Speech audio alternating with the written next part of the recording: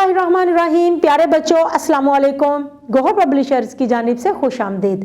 हमारा स्लोगन है redefining the geography of education through digital resources for conceptual learning. मेरा नाम साजिदा नूर है। आज के इस वीडियो लेक्चर में हम गोहर निदाए उर्दू जमात शशम के सबक नंबर 19 मामारे कौम को शुरू करने जा रहे हैं।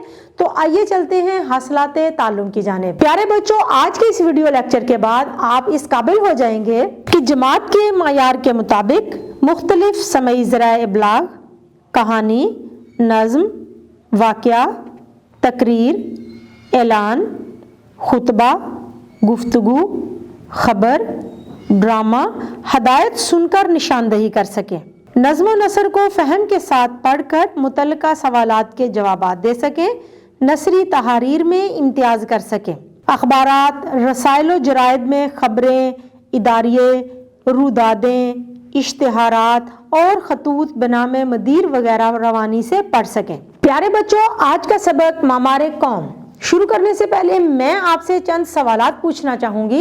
मेरा पहला सवाल है, क्या आप किसी ऐसे आदमी को जानते हैं जिसने बचपन में मेहनत करके अपना नाम बनाया? जी हाँ, बिल्कुल दुरुस्त जवाब है आपका, अब्दुल सत्तार ईधी इब्राहिम लिंकन। मेरा दूसरा सवाल है, खुद मेहनत करके कमाने और दूसरों की मदद से बड़ा मुकाम हासिल करने में क्या फ़र्क है? बिल्कुल सही जवाब है आपका, खुद मेहनत करके कमाने से दिल को सुकून और इत्मीनान हासिल होता है।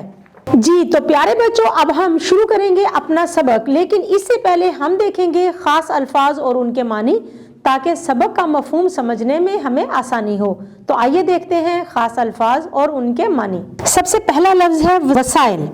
वसाइल के मानी है वसीला की ये जमा है, इसके मानी है ज़रिए। ख्वाहिशमंद होना, चाहना या ख्वाहिश रखना। रुका, हाथ से लिखा गैर रस्मी पैगाम। मगन होना, मस्त होना। बस जाना, रहना या रहाइश इख्तियार करना। दियारे गैर, दूसरे मुल्क में। फराख दिली, खुले दिल से। बंदोबस्त करना, आरास्ता करना, सजाना। खराजे तहसीन पेश करना, तारीफ करना। अपने पाँव पर खड़ा होना, खुद कुछ करने के काबिल होना। जी तो प्यारे बच्चों, आइए शुरू करते हैं सफ़ा नंबर 131 पर। दूसरे लोगों की तरह वो भी गांव में ही रहता था, वैसे ही जैसे गामा चाचा का बेटा शीदा और फाजिल चाचा का बेटा लालदीन। वह इनके और दूसरे लड़कों के साथ खेलते खेलते बड़ा हुआ था।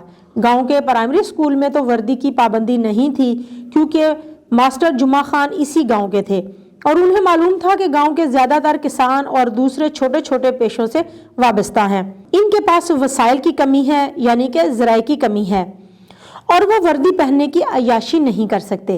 दलेर के वालिद पीपल के दरख्त के नीचे बैठकर जूतों की मुरम्मत करते थे। साथ वाले गांव से लोग भी उनके पास आया करते थे। दलेर ने 5वीं का इम्तिहान पास कर लिया तो दूसरे लड़कों की तरह कस्बे के हाई स्कूल में दाखिल होने का ख्वाहिशमंद था, यानी हाई स्कूल में दाखिल होना चाहता था। दलेर के वालिद ने बताया कि कस्बे में वर्दी की पाबंदी है और साल में 2 दफ़ा वर्दी तो सिलवाना ही पड़ेगी। मुझसे ये ना हो सकेगा, इसलिए मेरे साथ बैठकर अपना काम सीखो। दलेर खान खामोश तो हो गया, मगर जब उसके दूसरे साथी स्कूल में दाखिल हो गए और वो उन्हें रोज जाते देखता तो उसका दिल भी जाने के लिए मचलता। वो बुझा बुझा सा रहने लगा, वो उदास रहने लगा। अपने बेटे को यूं बुझा बुझा यानी उदास देखकर दलेर के वालिद से ना रहा गया। एक दिन वो उसे स्कूल ले ही गया और 6ठी जमात के उस्ताद शरीफ साहब से मिलकर 12 आने फीस दी और कहा कि वो थोड़े अरसे में उसके लिए वर्दी का इंतजाम भी कर लेगा। स्कूल के हेडमास्टर साहब बहुत उसूल पसंद आदमी थे। वो खुद सुबह की असेंबली में हाजिर होते और तलबा से बातचीत भी करते। तलबा की वर्दी और सफाई का जायजा खुद लेते। वो कई दिन से देख रहे थे कि 6ठी जमात का एक लड़का दलेर वर्दी के बगैर आ रहा है। उन्होंने जमात के इंचार्ज शरीफ साहब से पूछा तो उन्होंने बताया कि इसके वालिद गरीब आदमी हैं। उन्होंने थोड़े दिन में वर्दी का इंतज़ाम करने का वादा कर रखा है। 1 महीना गुजर गया तो एक दिन हेडमास्टर साहब ने दलेर को बुलाया और उसे कहा कि आज तफरीह के वक्त वो एक ख़ास जगह खड़ा हो जाए और दूसरे तलबा और असातिज़ा जो कुछ दें वो ले ले और अपने लिए वर्दी का इंतज़ाम करे। शरीफ साहब ने दलेर को तफरीह के वक्त सहमे हुए खड़ा देखा तो अपने पास बुला लिया। اس سے پوچھا کہ وہ کیا کام کر سکتا ہے۔ دلیر نے بتایا اس نے گھر میں اپنے والد کو جوتوں کی مرمت کرتے دیکھا ہے۔ وہ مرمت تو اچھی طرح نہیں کر سکتا، البتہ پالش ضرور کر لیتا ہے۔ پوچھنے پر بتایا کہ اسے 50 روپے مل جائیں تو وہ جوتوں کی پالش کا سامان خرید سکتا ہے۔ شریف صاحب نے دلیر سے کہا کہ وہ اس کا انتظام ایک شرط پر کر سکتے ہیں کہ وہ تھوڑے تھوڑے کر کے پیسے مجھے واپس کر دے۔ دلیر خان نے وعدہ کیا کہ وہ ایسا ہی کرے گا۔ پھر انہوں نے اپنے 3 شاگردوں کے نام 3 رکے لکھے، یعنی ہاتھ سے پیغام رسانی کے لیے 3 غیر رسمی پیغام لکھے۔ ایک رحیم کے نام تھا جس کی قصبے میں کپڑے کی دکان تھی، دوسرا سلیم کے نام جو جوتوں کا کاروبار کرتا تھا، اور تیسرا فریدون کے نام جو درزی تھا۔ شریف صاحب نے کہا پہلے وہ سلیم کے پاس جائے، پھر رحیم اور آخر میں فریدون کو رکا دے۔ چھٹی کے بعد وہ رکے لے کر تینوں کے پاس گیا اور تینوں نے اس کا کام رکا دیکھتے ہی کر۔ بعد پیر کے دن دلیر اسکول آیا تو اس نے وردی پہنی ہوئی تھی اور خوش تھا۔ شریف صاحب نے اسے پاس بلایا اور کہا کہ جس طرح تم مجھے پیسے واپس کرو گے اس طرح ہر ہفتے تھوڑے تھوڑے کر کے رحیم، اسلم اور فریدون کو بھی لوٹاؤ گے۔ شریف صاحب نے اپنی جماعت سے کہہ دیا کہ وہ اپنے دوستوں کے ذریعے جن کو دلیر نہیں جانتا اپنے جوتے مرمت اور پالش کے لیے دلیر کے والد کے پاس لے جایا کریں۔ یوں ایک سلسلہ چل پڑا۔ دن پر دن، مہینے پر مہینے اور سال پر سال گزرتے گئے۔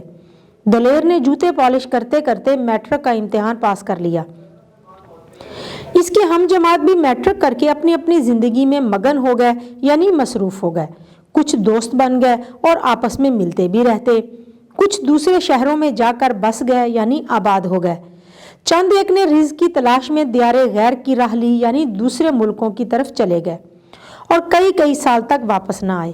کرتے کرتے اس واقعے کو 25 برس بیت گئے، یعنی کہ 25 سال گزر گئے۔ رشید اور لال دونوں گاؤں ہی میں رہتے تھے، دونوں کی دوستی بھی پکی تھی، دونوں کی شادیاں بھی ہو چکی تھیں اور ان کے بچے اسکولوں میں پڑھتے تھے۔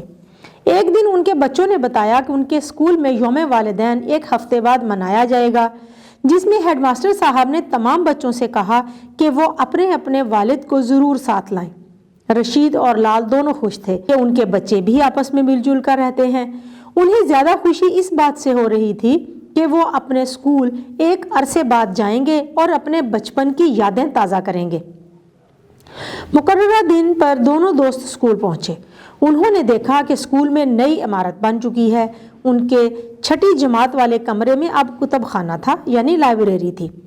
7ویں جماعت کے کمرے میں کمپیوٹر رکھے ہوئے تھے۔ انہوں نے سارے اسکول کا چکر لگایا اور پھر ہال میں چلے گئے جہاں ایک تقریب کا بھی اہتمام کیا گیا تھا۔ انہوں نے دیکھا کہ پہلی قطار میں صوفوں پر ان کے استاد شریف صاحب تشریف فرما تھے۔ اب وہ ریٹائرڈ ہو چکے تھے۔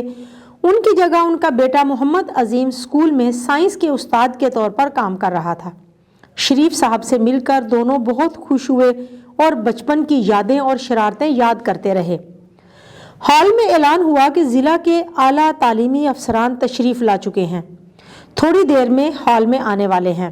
ان کے ساتھ علاقے کی ایک بڑی کاروباری شخصیت اور سماجی کارکن بھی ہیں، یعنی کہ سماج کی عوام کی خدمت کرنے والے کارکن بھی ہیں۔ تقریب کا آغاز تلاوت کلام پاک سے ہوا، پھر نعت اور ایک گروہ نے کلام اقبال پیش کیا۔ ایک ایک کر کے مہمانوں کو بلایا جاتا اور وہ اپنے خیالات کا اظہار کرتے۔ آخر میں اعلان ہوا کہ اس اسکول کے سابق طالب علم اور ایک مشہور کاروباری شخصیت دلیر خان حاضرین سے خطاب کریں گے۔ سفید شلوار قمیض اور کالی شیروانی میں یہ شخص اسٹیج سے اٹھ کر مہمانوں کے پاس آیا۔ ایک مہمان شریف صاحب کا ہاتھ پکڑ کر اسٹیج پر لے گیا اور ان کے پاؤں چھو کر ہاتھ جوڑ کر سلام کیا اور پھر حاضرین سے مخاطب ہوتے ہوئے اپنی پوری داستان بیان کر دی، اپنی پوری کہانی بیان کر دی۔